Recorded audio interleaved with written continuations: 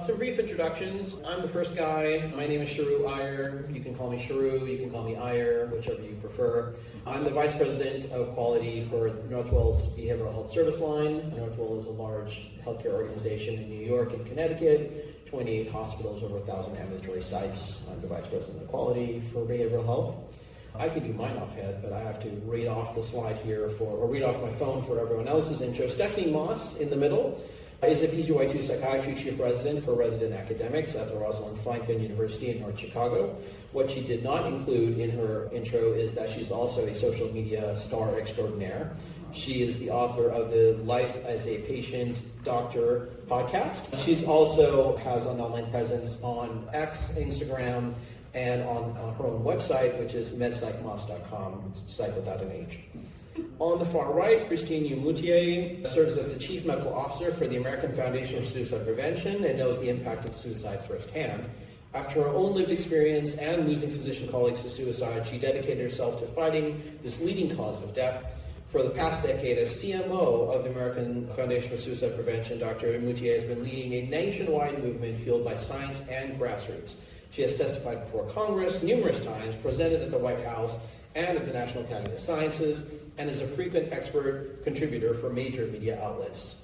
We're very privileged to have Dr. Mutie with us here on our panel. And to my immediate right is Dr. Michael Myers. Dr. Myers is a professor of clinical psychiatry at SUNY Downstate Health Sciences University in Brooklyn, New York, where he is ombudsperson for medical students and co-chair of the Dean's Learning Environment Committee.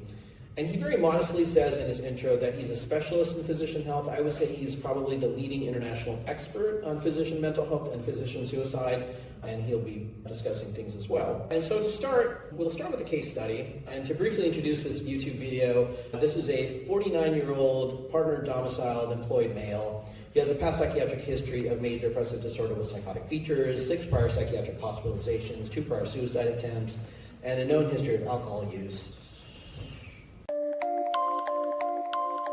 My name is Sharu. I am a psychiatrist. I am also the Assistant Medical Director for OMH Adult State Operated Services. I am in an odd position as being someone with this sort of dual identity. On the one hand, I'm a psychiatrist, so I provide mental health care. And then on the opposite side, I'm a patient. My journey in mental health, I think, has been a bit of a roller coaster.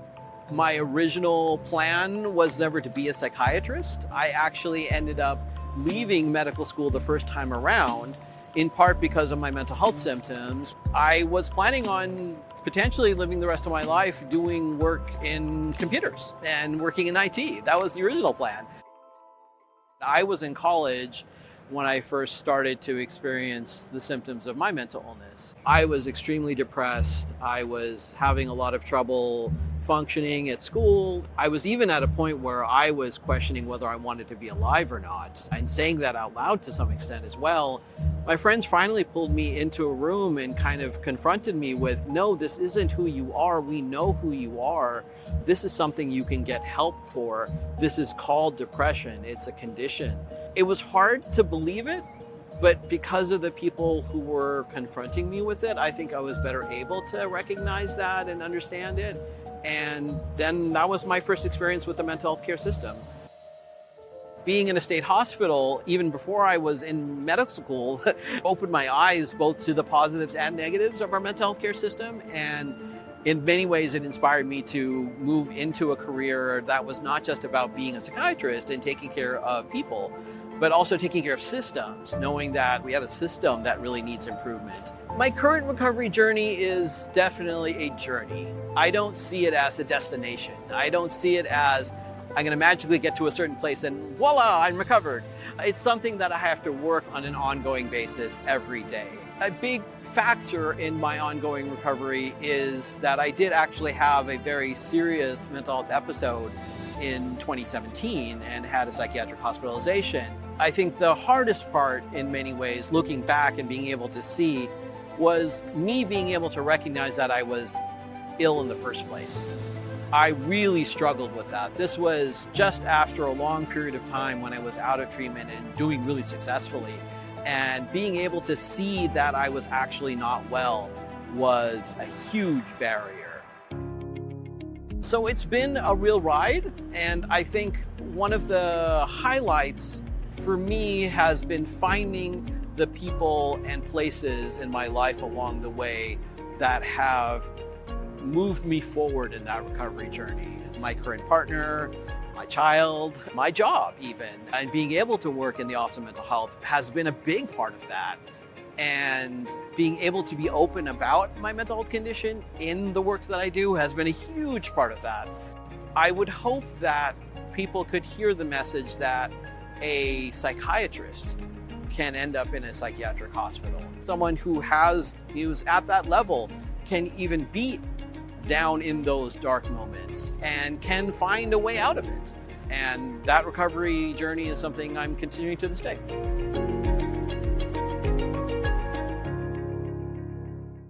So my journey, as you can tell, I'm a psychiatrist and I have a mental health condition, and I was in that video. My journey started really in college, as the video said, as far as the onset of my mental health condition, which is maybe because of disorder with psychotic features. I actually included in my medical school application the fact that I have a mental illness and that I'm in treatment and I'm successfully being treated, and that part of my desire to be a doctor was because of my own mental health condition. And so I disclosed this in my application. I got very few interviews for medical school. When I got the interviews, I actually was asked very specific questions about my mental health treatment. I was asked, do the side effects of your medications potentially influence you? I was actually asked by one interviewer in particular, so I see you're on lithium. Is your lithium tremor going to prevent you from being able to succeed in your surgical residency? And I basically was turned down from every place that I interviewed. The one place I interviewed that I actually was accepted was, I'm not going to say which one, it was the Oregon Health and Science University. And the interviewer, one of the interviewers who interviewed me, disclosed to me that she also had a lived experience of depression and that she was successful. She was actually an award-winning emergency room physician at OHSU. And that was the one medical school I was accepted to, and I'd like to say that I've done okay since then. So after that negative experience, I did not disclose my mental health condition for years and years. Through medical school, through residency, through fellowship, I kept it completely lit on it, all the way through including job interviews and getting privileging at hospitals. And at one point, I actually was applying for jobs as a consult psychiatrist. And one of the job interviewers for this particular position had Googled me, and on Google found news articles about me that were discussing my mental health condition, and then surprised me in the middle of the interview and asked me specifically about these news articles and what implications it would have if I was going to come and join their job, and then later called me and said, no, we're not going to accept you, and your answers to the questions about what we found on Google were insufficient, and that's the reason we're not going to take you on into our job. I'm glad they didn't take that job or get that job considering that, but it was an eye-opening kind of thing where even when I didn't want to disclose it, when I was inadvertently disclosed, there's profound stigma in the workplace around having a mental health condition. But on the flip side, in the job prior to the one I have currently, I was working at the New York State Office of Mental Health, which is a state-level governmental organization that does licensure and provision of services, of mental health services across the state of New York. I finally felt bold enough, in part because I was unionized, to start to talk about the fact that I do have a mental health condition and have this lived experience, and was able to find other mental health professionals who are willing to disclose this as well. And across the New York State Office of Mental Health, we actually created our own community of mental health professionals with lived experience and started to advocate for changes in the workplace, including trigger warnings on training videos, as well as more wellness campaigns within the Office of Mental Health to help support people like me and like the other people on this panel in the professional setting. So disclosure has its positives and negatives, and I think my journey is hopefully one that we can learn from here today. And I will turn over to Dr. Moss. Thank you so much for sharing your journey and also for inviting me to this panel. I remember coming last year to APA when I was I was an intern in residency, and I saw this panel, and it was like, oh, this is finally a group of individuals that this is what I'm passionate about. As was mentioned, at the fourth year of medical school, I ended up creating a podcast, but we'll save that to the advocacy to later. So I'm going to roll backwards. Usually I do this talk very often, more often recently at conferences and stuff, and I do it in an hour. So I'm going to do it in 10 minutes, so hopefully I get this. Going back, first year of medical school. I'm from Colorado. I moved to Chicago, medical school, and like anyone else in medical school, we all think we're alone. We all struggle with all the struggles of medical school.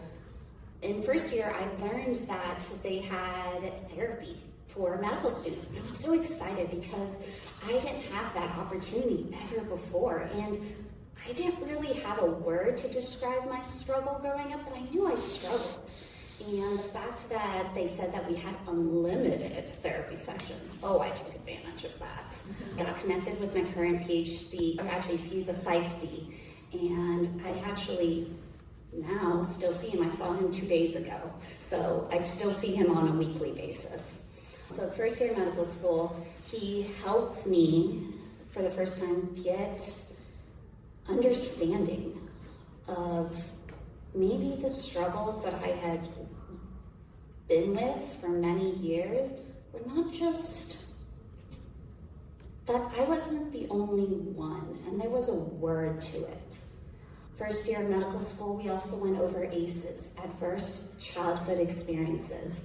I remember the first day that I was reading about it for a homework assignment, and I was just in shock because never before had someone told me what I had dealt with as a child was abuse, was neglect. And so I ended up having 4 adverse childhood experiences. And later on, as I started talking to my therapist, I started to learn, I have PTSD. In addition to generalized anxiety disorder. That one I knew I had anxiety. That one wasn't that big of a deal or new information. I was always the anxious one. I was always the anxious attachment one. So I started the therapy. It wasn't still second year. Then second year of medical school, we're in COVID, so we're all in virtual classes. And we come back to ACEs, Adverse Childhood Experiences. We're all in virtual classes with 20 other students, and I was like, I have something to share. It's been now a year. Do I do it? It's only 20 people. I never told anyone else. It was just my husband and I, who was also a medical student with me at the same university.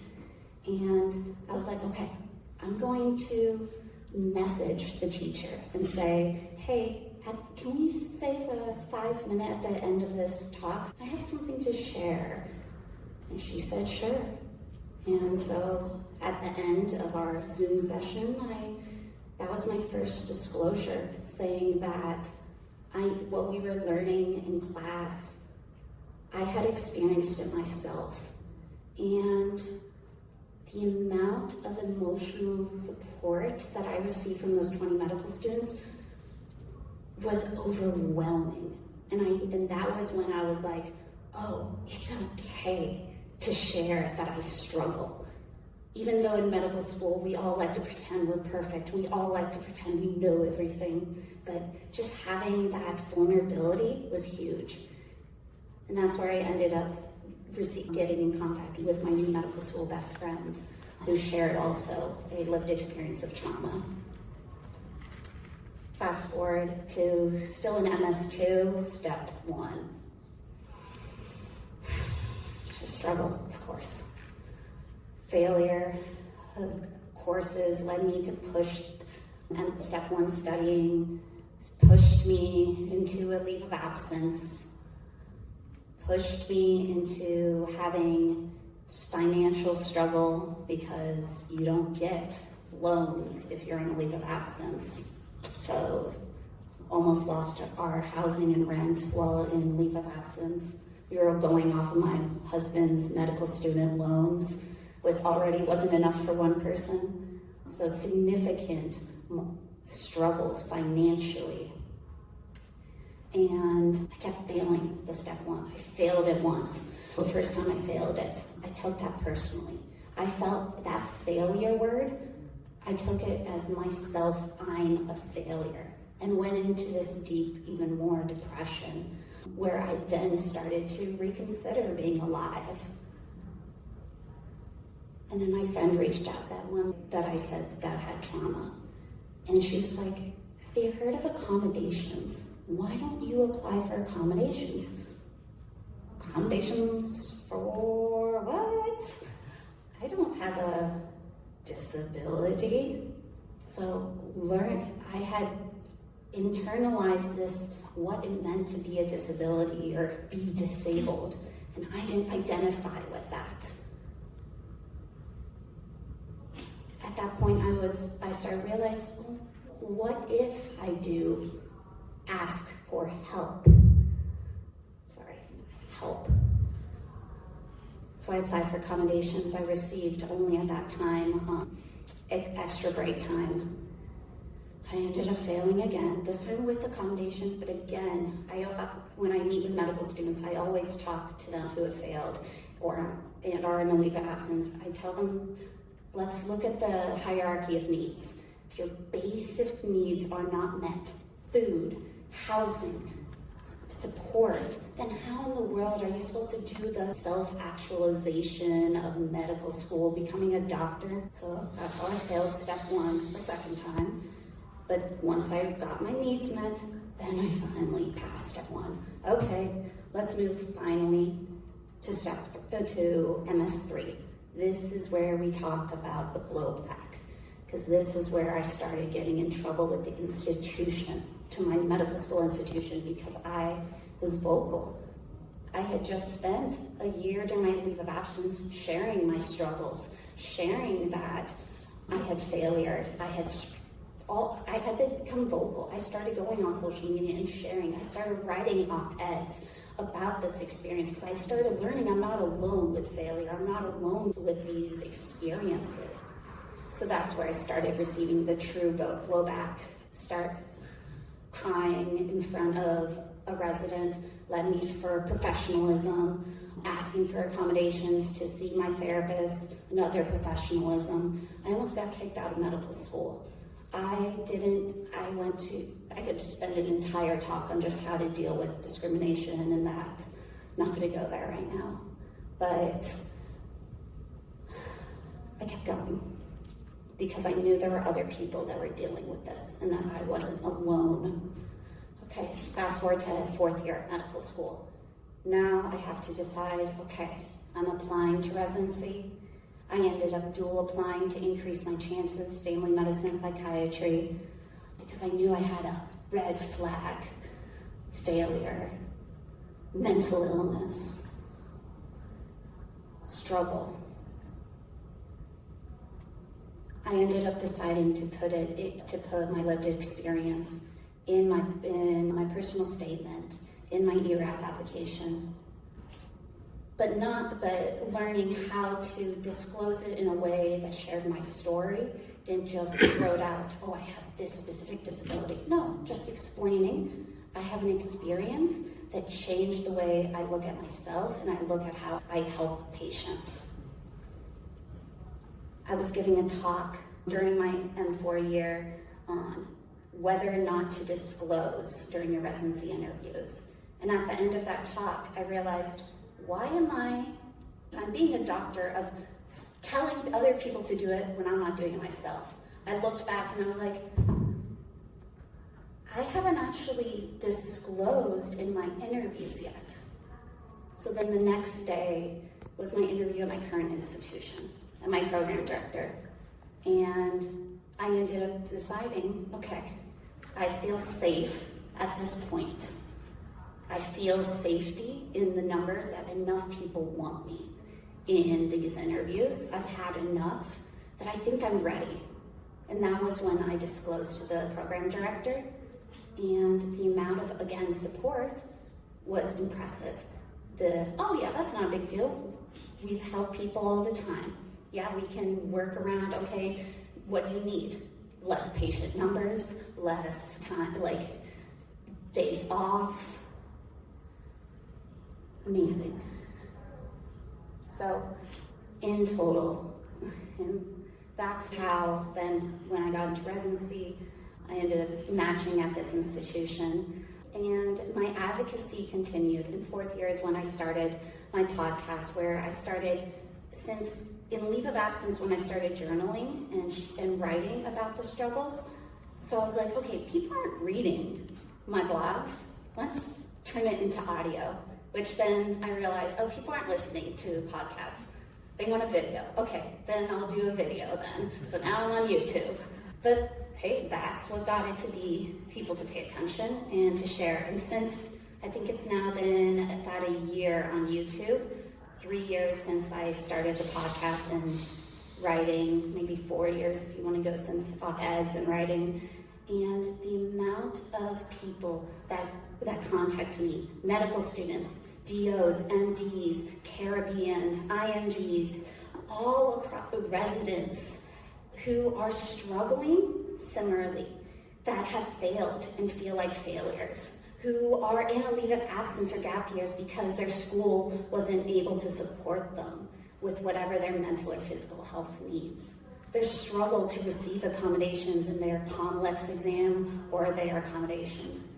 People that are being kicked out of medical school and residency for having lived experience because they can't, because of whatever word institutionally they want to throw at them, professionalism. So I'm so thankful to be a part of this panel, and hopefully you can sign the petition to make this an actual caucus, because we all have some sort of lived experience, because we're all human. Thank you.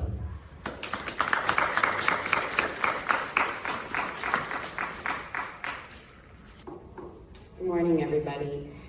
I'll share my story. It's a little bit more of a remote story, but it's what I'm most passionate about today, and I think my own lived experience is what drives me to be working at the national suicide prevention level to try to save lives and destigmatize any kind of human struggle for the nation now. I'm very blessed to have come full circle in a number of ways in my career. My mental health struggles started for the first time while I was in medical school. My story is having been, I'm half Chinese, raised in an Asian dominant home. You just always buckle down and work harder. It's not enough to do your best, you must be the best. And I think I had no space to show emotions or do anything other than just be efficient, productive. I was a pianist and school, and that was my way of coping. And all goes well with that sort of perfectionistic style while it continues to go well. And then I suppose just developmentally and age of onset of many mental health conditions obviously is in adolescence and young adulthood. So I was, I guess, around 21, maybe 20 when I started med school, so 20, 21, 22. The anxiety I began to feel with not being at the top of the curve, and I know it's so cliche, but it drove my anxiety super high, and I had no words for it and no coping skills to deal with that sense. All I knew to do was push it down and move faster and harder. And what developed out of that experience was a very severe, nearly life-threatening eating disorder that consumed me, and I kept it hidden for about 2 years. Now, my peers were starting to notice the weight loss and actually encouraged me and walked me to the counseling center. I was a UCSD medical student at the time. It didn't click for me yet. I wasn't ready. I was still just in the throes and couldn't see what was happening, and let alone get on top of a sense of allowing myself to receive help and treatment. So that finally happened after my husband and I got married right after step 1. I had deferred the start of the 3rd year clerkships and started in my clinical rotations like 4 weeks late. And so I already felt behind, and I had unaddressed severe eating disorder and mental illness going on. Again, just trying to stifle it and just function and cope. So that, in the first few days that I was trying to start rotations, really led to a sense of, I cannot be here, I'm unfit. My mind was not my own and swirling with anxiety. And I literally walked into my Dean for Student Affairs office and tried to express what was happening, but it was a big jumble, I'm sure.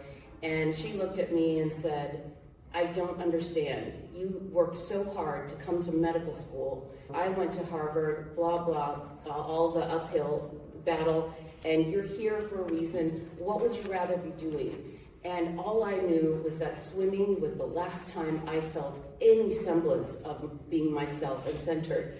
So none of it made sense. However, I will say, even though there wasn't a lot of sort of empathy or compassion that I felt in that moment, she would not let me quit. I was trying to quit medical school. And she said, just take a quarter off. Quarter by quarter turned into a year off. I got treatment for the first time.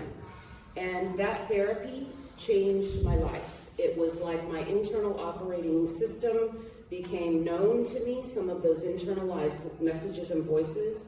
I thought that I didn't deserve to take space on the planet unless I was producing and achieving. And so I had become suicidal. And a lot of it was my relationship with my father. So this older social worker woman who sat in her rocking chair, the ex-wife of Jonas Salk, because we were in San Diego. This was the therapist that through my husband's EAP, I could pay $10 and receive. She was remarkable.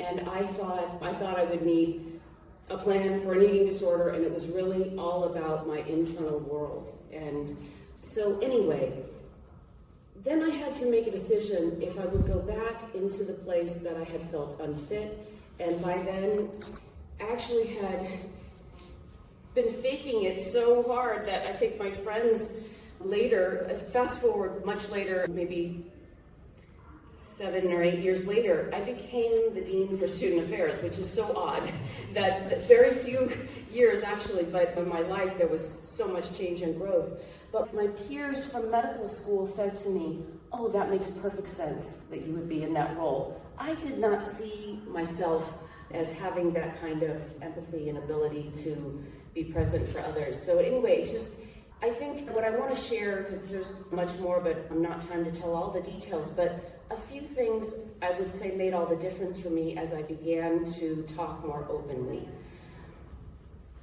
I got to train in psychiatry at the institution where I was a medical student, and I already had developed some relationships. For example, with who would become my training director and my lifelong friend and mentor, Sid Zizek. I was encouraged to tell my story because people with lived experience have a superpower, in his opinion. And when I then was on the residency selection committee for many years later, that was a real belief that not all, but many of us held. And I think I got to live in a space that was remarkably psychologically safe for being academic medicine and what we know that experiences can be like in other places. When I took the job as Dean for Medical Education and Student Affairs, I was only 4 years out of residency. And the scenario in the medical school, probably not too dissimilar from other med schools, there was a lot of morale problems, anger at the administration, issues going on. And so the medical students asked, who are you? Why are you taking this job? We want you to hold a town hall and talk to us and tell us your story and why you're coming into the medical school dean's office from the Department of Psychiatry where I've been working. And so I did face a question. While I had disclosed in my residency interviews and things like that about my experiences, I had never told my story publicly before. And here I am, starting a job, leaping out of the safety of the Department of Psychiatry into the School of Medicine, more broad. And I really didn't know if this was going to cause me to lose my job. So I wrote out what I would say, and I showed it to my boss, a higher level dean in the dean's office. And she said, yep, you should share it. And I did. And similarly, when you share, you hear about everyone's humanity and struggles. And you realize you're not alone. And that's so important, but even more importantly, there's a way to connect all of us and have a sense of the journey of healing doesn't have to include public disclosure, for sure, but when it can be a very powerful help to, I think helping others is a way to heal, one way to heal, but also I think I'm in a space now where when I first had to start dealing with my own needs and my own vulnerabilities and mental health and later physical health, I still wasn't able to take the time to take care of myself except to say, I now have patients, I have medical students, I have children, I have people who rely on my ability to show up and be present. And so for the first few segments in my 20s and 30s, I was very serious about taking care of my own physical and mental health for those reasons. And I can say now, I am at a different stage in my life where I love myself for who I am too. So I deserve it just like everyone deserves that. So I think the growth doesn't end with the sort of short-term, really truly liberating and freeing experiences, but it's remarkable how over now several decades of this and in my national platform when I'm speaking, I often include, just because of time's sake, maybe like a 30 seconds about my lived experience story, but I don't have a sense of shame. I have a sense of empowerment that it connects all of us, whether it's a mental health condition, a physical health condition, or just life challenges.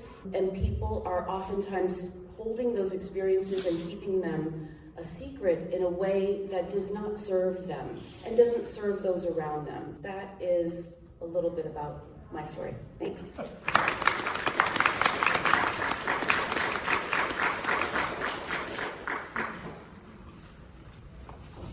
So I called my talk with this catchy title, How I Went from Having a Serious Mental Illness to Normality Without Any Treatment. My lived experience, it's a bit unusual or atypical, and that's why I've given it that title. I was a late bloomer when it came to same-sex feelings and urges. I've been dating girls since high school, all through college and medical school, including being engaged for almost 2 years during my internship in the following year when I worked as an emergency medicine physician. That was in Detroit, Michigan. When my fiance and I broke up, it wasn't about sexual orientation confusion, actually. That started a few months later. I was in my mid-20s. I was a resident in internal medicine at Los Angeles County USC Medical Center at the time. I began to go out to gay bars in Hollywood and quote-unquote experiment with guys, end of quote, as we called it then. And this was the summer of 1968. So for many of you in this audience, I just want to tell you a little bit about that time. In the spirit of the Mamas and Papas, their hit song, California Dreamin', was all over the airwaves. The historic 1967 Summer of Love was right here in San Francisco's Haight-Ashbury, with lots of hippies, demonstrations, hallucinogenic drugs, and spiritual awakenings. It was a time of huge social upheaval, uncertainty and tragedy. The war in Vietnam was raging out of control. Dr. Martin Luther King was assassinated in April of that year. 2 months later, Robert F. Kennedy. In hindsight, I think that many of us lived our lives on automatic pilot. Call it societal dissociation, if you like. It's not far from the way some of us are living now, even in these times. I had good friends in Los Angeles, mainly other residents. We worked hard, we played hard, but I told no one about my secret. I was so full of shame. What made me feel more alone and wary, very wary, was that I had never heard of a gay doctor. Never. I knew nothing about gay relationships. It was just this kind of urge and longing for something. And that really preyed on me. And I concluded that gayness and medicine were incompatible. And I was really risking my career by fooling around, the term that I was using to characterize my actions in Hollywood. Gay sex was illegal in California then. And the Stonewall riots in New York City and the advent of gay liberation didn't happen until a year later in 1969. I wasn't training in psychiatry yet, but I knew from my medical school studies and a furtive visit to the hospital library that I had a serious illness, a sexual deviation, and sociopathic personality disturbance. I'm not sure I even knew what that was, but it didn't sound very pretty. So as we went from DSM-1 to DSM-2, it was moved then into just a general classification of personality disorders. So is it any wonder then that the heterosexual dimension of my bisexuality won out and I jumped back into the closet? That fall, I met my wife-to-be. I told her about my gay forays on our first date. And to my surprise, she didn't run for the hills. Our relationship actually took off. We fell in love. We got married a year later. 2 years after that, we started a family. And we had a very good run of marital and family life for decades. Yeah, we had some ups and downs. There were bumps along the way. And it was only really the final 5 years or so of our marriage when my same-sex feelings returned with intensity and ascendancy. I came out as a gay man at the age of 64 in 2007. I remember clearly going back when homosexuality as a mental illness was removed from DSM in 1973. I was jubilant, but that was short-lived. In other words, I no longer had a psychiatric illness. I was no longer a sexual deviant or had a personality disorder. But I don't remember feeling normal, whatever that was supposed to be, if there is such a thing. There's a huge residue from being reviled for your thoughts, your feelings, and behaviors, and something that feels a part of you, perhaps even natural. It takes time to heal, to accept yourself, in my case, years. And this is why I feel such a special kinship with anyone living with a mental illness. I know the pain of stigma and how pernicious and unrelenting it can be. I only had a few years of recognizing my bisexuality, and not so with many of my gay patients. They were still anguished and needed a lot of help with what we call, in those days in DSM, ego-dystonic thoughts and feelings. And it wasn't helped, of course, by societal homophobia, which was still at a very high level, including in the House of Medicine. Most gay physicians remained in the closet, or if they were out, they were very selective. It was too risky to be open at work. I was asked once, why'd you go into psychiatry when they treated gay people first as mentally ill, and second, with such pejorative labeling? Actually, I didn't have a very good answer, but what became clear as a bell by the time I finished my residency, that I had found my bliss. I had a path. I saw a path, and it was advocacy. I may have jumped back into the closet, but that didn't stop me from working my butt off to change things for my LGBTQ plus brothers and sisters. I did this clinically in my private practice and in my teaching of medical students and residents and in my scholarly work. My teaching and writing has always been characterized by inclusivity, never the binary, us. In other words, we're the doctors, we're normal, and they're the patients, they're sick. I started banging out letters to the editors and early career psychiatrists in the late 1970s and early 1980s. I got active in my district branch of the American Psychiatric Association and the Canadian Psychiatric Association. I was living in Vancouver at the time. And I rose up the ladder in governance. When AIDS came along in 1981, I started a prevent burnout group very early for all the doctors toiling on the front lines.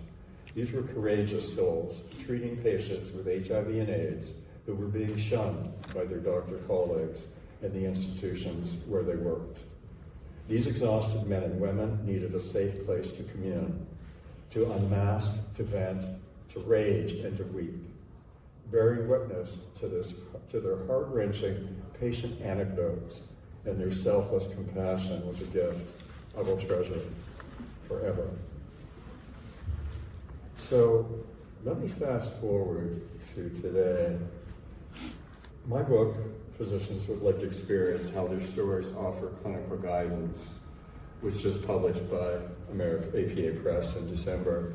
And in this book, I capture the words of dozens of physicians who told me how their illnesses, their suffering, the fear, the treatment, the regaining of health and wellness have given them a leg up, much as we've heard from our speakers today. A sensitivity, an empathy, and a helpful adjunct for their patients. I know that feeling well,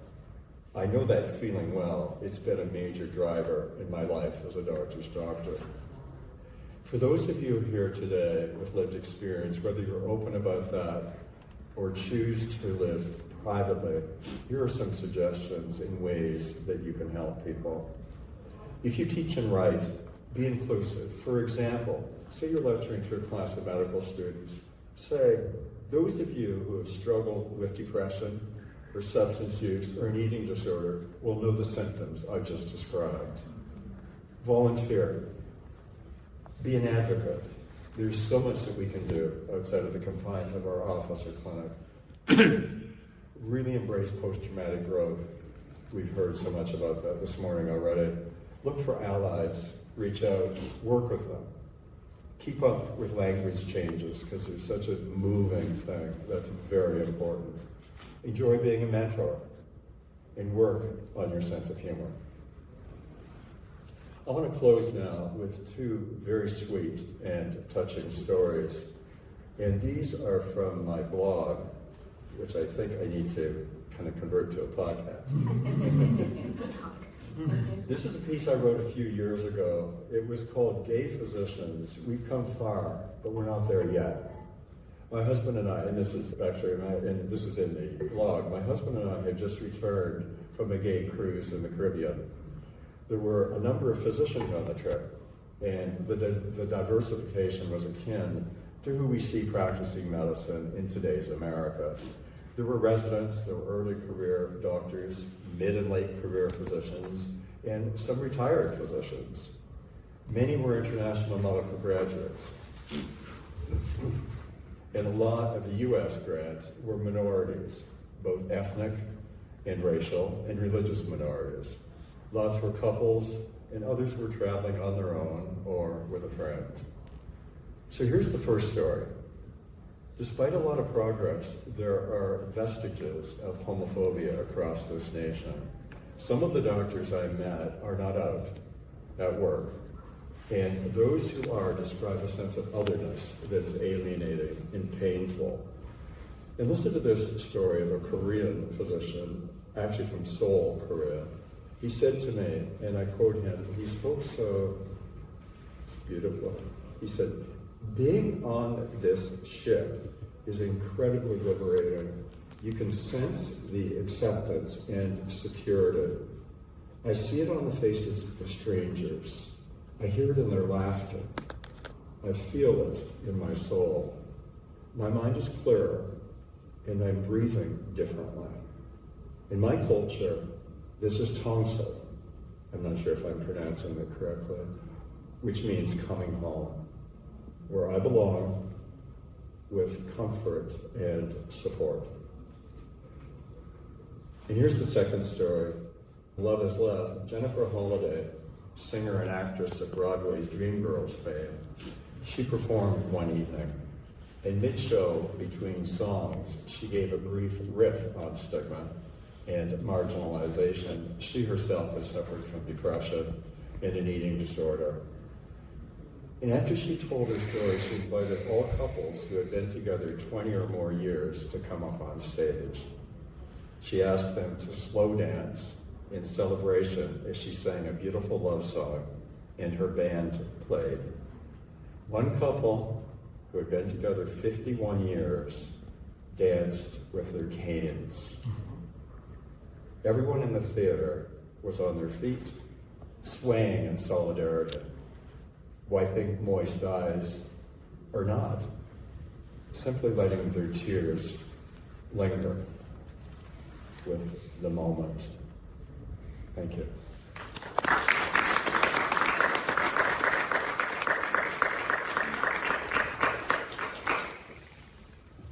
I'm really excited to have been a part of this panel, and in conclusion, I think it's really important to recognize the lived experience across this panel. Not only do we have a vast spectrum of experiences, of severity, of diagnosis, those are things that we talk about clinically, but more importantly, a vast experience from resident level to slightly more experienced, as well as clinician, academic leader, quality leader, advocacy leader. We have the best and the brightest of our profession standing up and disclosing their lived experience. But it's very clear that stigma, unfortunately, continues. And the need for us to drive more and to have more change has not ended anytime soon. Despite all four stories here, it's very clear that there's a need for more. And so the goal here is, what can we as the APA do? I imagine in this room, many of you probably resonated with the stories that you heard today, in part because you may have your own lived experience, you may know others who have lived experience, or you may just be a strong supporter of individuals with lived experience of mental health conditions. And especially those of us who are in the psychiatric profession, in mental health professional fields, continue to face that stigma in the workplace. What we need is advocacy. And what I'm proposing we need, and the rest of us here in the panel, is a caucus on stigma and lived experience. For those of you who may have not come in, or may have come in along the way, there is no component of the APA focused on stigma. None. And unsurprisingly, there's also no component of the APA that focuses on lived experience. So the goal here is to create such a component in the APA through a caucus on stigma and lived experience. The QR code is on the screen. The link is also on the screen. If you want to type in the link into your browser, feel free to take a picture for future saving. But more importantly, there's a paper copy of the proposal as well that's being passed around. If you've already signed up for it, that's great. If you don't want to sign, that's fine too. Just pass it along. And you will need to know your APA member ID number for that signature. Don't worry if you don't remember it, whether online or on paper. Just write "contact me" in the spot, and I will contact you by email to tell you how to find your APA member ID number so we can complete that form for you. We need 50 signatures of APA members to create the caucus. I will say that somewhere on that piece of paper is a signature of Ron Bailey, the future APA president. So we have at least acknowledgement from senior leadership that this is needed. But more importantly, I'd like to open the forum now for all of you to discuss this very controversial and important topic. Thank you so much. I would love to, because I didn't want to take up too much time regarding disclosure. And one of the things that I talk a lot about regarding disclosure and determining when and how to disclose is first also thinking the person, how much do they need to know and why? What is the purpose? And I think through my ups and downs of not being disclosing, receiving negative or receiving positive, one of the things I've actively been practicing is one regarding with patients and thinking, okay, I'm about to disclose, but I'm going to hit a pause and think, am I disclosing because myself, I feel like I need to be seen or heard, or is it for my patient to know that they're not alone, or if there's some advice that I can provide? So having that moment of pausing and thinking, is this for me or for them? And then how much? And then also when we're talking about with a colleague, with applying to residency medical school job, is also talking about you don't need to, they're not your psychiatrist, they're not your therapist. You don't need to say, okay, this is how much sleep I had, this is my diagnosis, this is my appetite. No, you can just say, I have a mental illness, or I have extra needs, or I need additional support. There are other ways to say it without fully, or you can say lived experience. That is and that's, I think, why we chose that word, because it is so inclusive. By being alive, you have your own lived experience of being human. So I hope, I just wanted to say that regarding disclosure. Is there any addition? I'm going to add two things really quick, just in response to your comment. I would say two things. First, you're not a bipolar psychiatrist or a unipolar psychiatrist. You're a person that happens to have a diagnosis of bipolar 5 or unipolar depression, whatever the case may be. You're always a person first. And I think that is part of the stigmatizing language that we create as well. What's sad is the fact that when you can't disclose, I feel confident to disclose, there's all kinds of variations in between, but the fact that we even have to think about disclosing in the professional setting, in the workplace, is ridiculous. If I can go to the water cooler and talk about my allergic rhinitis and my hyperlipidemia and the fact that I take medications for those, and it's a joke, oh, my allergies are really bad, oh, I shouldn't be eating this fried chicken, and my cholesterol is going to go up and I have to increase my statin dose. That's a joke, and it's like a non-issue. Right? It's a non-issue to talk about those things. But suddenly, because of the nature of our profession, or in your case, because of where you practice, disclosure becomes a thing. It doesn't make sense. And there's only one way to conquer that stigma, is to start doing this in a way that takes the stigma down. The other thing I want to share with you is a blog piece that I wrote about 5 years ago. It had to do with psychiatrists and why psychiatrists self-medicate. And I wrote this piece because it's so common, but I tried my best so that it's completely without judgment, because of the fact that these are individuals who are living with tremendous shame. And it's got a lot to do with the era of when they came of age in psychiatry. So where the internal and external stigma was so awful. But what I want to tell you, after it was published, within 48 hours, I received approximately 20 plus emails from psychiatrists all over the world who were self-treating. And did I have any suggestions, et cetera, et cetera. So that was my way of saying that I think by their responding, they're at one level asking for help. So I just wanted to make that point. I'll add, for the intersectionality kind of piece, slightly less apparent than my lived experience is the fact that I might be Asian in background. And certainly growing up in Asian culture is very similar to what Dr. Mutie mentioned, that you don't talk about feelings, you don't talk about emotions. I was a PGY2 and my dad was still trying to convince me to go into internal medicine. So it becomes, certainly the lived experience is a broad statement in many ways, because in that experience is often hiding that intersectional element that makes each of us unique. It also then puts on your shoulders, wait a second, which camp am I going to fall in? What am I going to spend my time, my energy, my slice of the pie of advocacy doing? And I've decided that this kind of broader lived experience piece is what I'm trying to push more. Do I still attend the Asian American Caucus, and will I be there tomorrow? Hint, hint. Yes. Will I be as active in that caucus compared to this endeavor? Probably not. But I think the good news is there's always an avenue for whatever intersectional element that you want to focus on. It's up to you, and the door is wide open, especially for your future, about where you choose to put that energy. But I would like to hope that as we continue to develop both this and other sectors of discussion around advocacy, that we can bring in all elements together so that we can have that intersectional discussion. I don't think that is too progressive at all.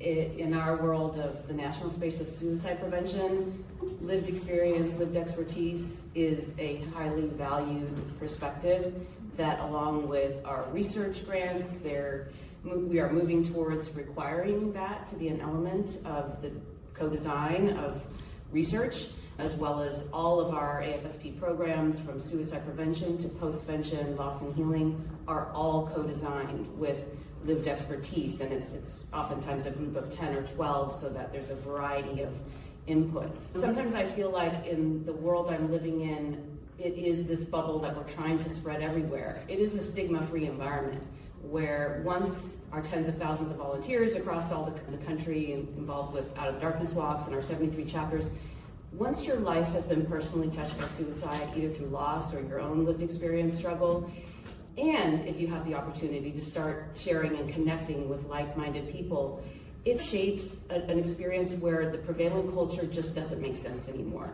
And so it becomes much more easy in a way to just reject that. And so anyway, I think that's a great point, and we try to treat every form of expertise from science to clinical to lived in a way not the same, because they're all special in their unique ways. But for example, if there's an honorarium to bring them, everybody gets that honorarium. The value is high. So yeah, that's important. I'm going to respond to your question by cheating and not responding, because I'm going to pick on a word that you use in your language. You call this courageous. I'm tired of being courageous. I don't feel courageous. I feel like I'm just kind of talking about myself no differently than I would talk about any other part of my life. But more importantly, why should I have to be courageous? The fact that I have to be brave to talk about my mental health condition is just pointing to the fact that it's a stigmatized condition that requires bravery to overcome. That's a lot of crap. Why should that be the case? We should be able to talk about it as openly as anything else about my own personal lived experience of all the other things that I have lived experience in. So yeah, language matters, words matter. I think it's hard to settle on one thing, but part of it is that we are so ingrained still. Even when we're on the complete side of like wanting to be supportive of these kinds of statements, we live enmeshed in that world, and so it's going to take a lot of work, regardless of what words we use. How your What does thoughts that mean? are. I do still take care of patients despite living in the administration world, and especially I do moonlight at an emergency room, so in the psych-ER, and that's where lived experience can be at its height, so to speak. It's one of those things where none of us have any training in how to talk about lived experience with patients, right? And in fact, if anything in psychiatry, especially in psychodynamic training, and I went to a psychodynamic residency program, you don't talk about yourself, right? You're the blank slate. You are the receptacle of all of your patients' content, and you absolutely do nothing but mirror it back, and you pretend like you are nothing but just a device in the room. You're not actually a person. I don't buy any of it. My residency training director did not care for me. But more importantly, given that we have no standards, we have no curriculum, we have no nothing around this, we have to start creating it, right? And that's part of the reason we need a caucus. As far as what I do, I don't regularly disclose unless I feel that the disclosure is going to be of some benefit to the person receiving that disclosure, and it has to be specific to what it is their experience is. So if their experience is one of, oh my God, I'm going to be in a hospital, or their experience is, oh my God, I just tried to kill myself, or their experience is whatever the case may be that aligns with something that I've experienced, and they don't understand what it is that's going on in their experience, and they need some understanding of what that is, then I may turn around and say, guess what, the person who's taking care of you has been there, and it's okay, look where I've ended up. And it's more about helping them understand themselves better than about me necessarily getting anything out of it, but it has to be selective. I can't do my 10-minute presentation in the psych-ER. That would be slightly problematic for ED length of stay. But more importantly, it has to be something that will have clinical benefit at the end of the day. But again, I'm winging it. I don't know what I'm doing. That's part of the problem. A big one that I've been using is when people are hesitant of medications. Like when I prescribe venlafaxine, I'm like, you know what? This is what the research says, and personally, it's my favorite thing in the world. I wouldn't be able to graduate without, be a doctor without my venlafaxine. So whenever there's medication, when someone's so against medications and the fact of, will I not be able to work again? Giving me that sort of thing, but I feel that there's room. And I'm like, I took it, I'm a doctor now, and I still take it. That changes, that makes it so normalized, and just like any other, just like if it was blood pressure, just like anything else. So that's where I individually, or I work with the Navy recruits who have so much childhood trauma. That's really where I also disclose, and like, that's not normal. I remember when I was in your spot and I thought being abused was normal. It's not normal, and you didn't deserve that. So that's my individual way, or two experiences that when I really bring in with patients. Thank you. That shows so much exactly what we want. We want this for that reason. And your question, I receive it on a weekly basis from applicants because I had that same question. And when I was in M4, I came to this APA and I cornered the APA president. And it was the leaving APA president, and I asked him that exact question. I wasn't an IMG, I was a US MD. So I already have that privilege, but I still asked him. And as he's going up the elevator, like running away to another talk, I asked him, and he turned to me and said, if it's part of your story, then that's what's important, and we want to hear that. This personal statement is your story. It doesn't matter what your story is, but you tell your story. But always what I said like before is how much do they need to know? It's more about what you got out of it and how you're going to be a physician and a psychiatrist and how that's going to help you. It doesn't matter how many medications you have or how many whatever. It's more what are you going to take from that experience? All about the strengths that you bring as a person to psychiatry. So that's like also what I share in my personal statement and when I advise applicants. That's to do ADHD. Set in the current, the 2025, the people who just graduated. Oh wait, no, this is no 2026. Okay, it's last year. Last year, the applicants, or last year, the medical students who graduated, they do a questionnaire. It's called Medical Student Questionnaire from whatever it's called. And there's a question that they included over the past 5 years that says, one, do you have a disability? It was like 5,000 people of the hundreds, whatever medical students. And then the biggest thing is 70% of the people said ADHD. That is the number one disability disclosed, and not even disclosed, it's that they check the box which one.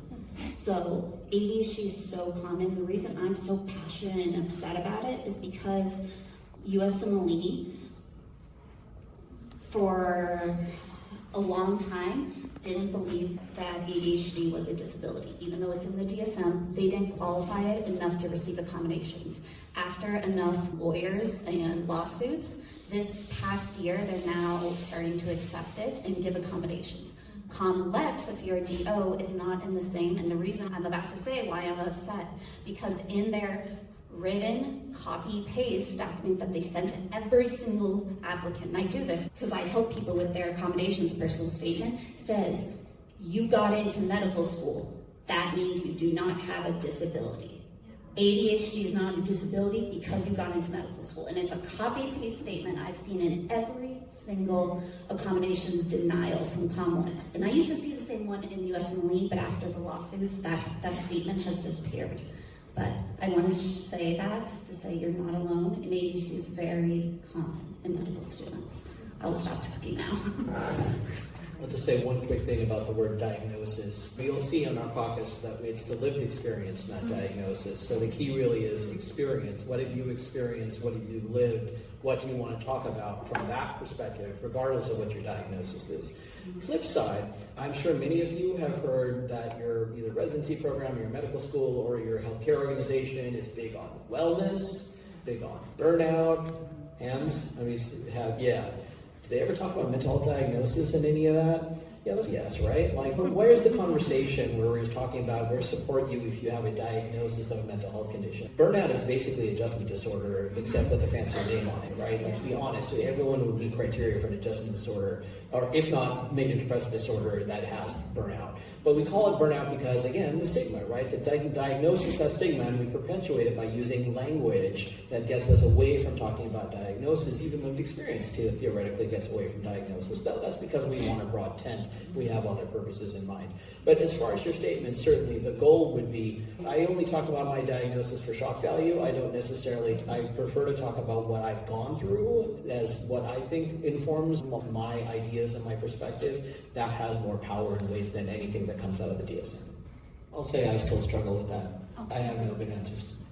I think along the themes that we've been saying, number one, I think reflecting on why now, why is it important to me to go public with this now?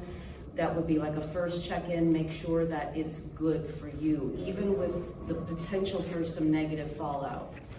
And then the next thing is how you say, and I had somebody review it the first time I was going to speak about it, and I think we're all here and mentors will happily review how you've said it, so that a lot of it is, again, about the impact that it might have, not only for yourself in that sense of public sharing, but on others as well. So I'm a big fan of kind of processing it, maybe even over-processing it a little bit in a way that really helps you to be certain and have a sense of safety before you choose to share.